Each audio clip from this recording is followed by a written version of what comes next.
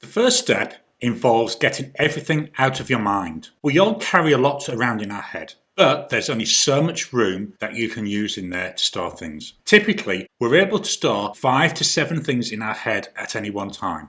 After that, when a new item comes in, one of the existing items is kicked out. And unfortunately, that's random. It could be the last thing that we put in there, could have been the oldest one, it just gets kicked out. And even a simple thing entering your mind can trigger something important to be kicked out. How many times have you walked from one room to another only to forget the reason that you went into that other room? The other issue with trying to keep everything in your head is it actually takes up your mental capacity. This is the capacity for you to be creative, for you to do work, for you to think through potential issues and solutions. If you're taking up that space, holding things in your mind and constantly reminding yourself that you need to remember them, then you're actually reducing creativity. What we want to do is get everything out of your mind and into a system that you can trust. The productivity expert David Allen describes this as brain like water. So an idea flows into your mind and it flows out of your mind. There's nothing there holding that idea back, preventing you from doing your work.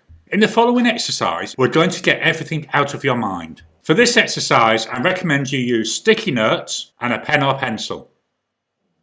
You may use paper or some kind of electronic device. The system works just as well regardless of the media you're using, but I find using sticky notes allows you to better see and feel what is going on. The beauty with the sticky note is you can move it around, whereas if it's written down in a long list on a piece of paper, it's very hard to move things around then. What I'd like you to do now is to take 10 to 15 minutes and write down everything that is on your mind. Write them down, one thought per sticky note. Don't think too deeply about each of them.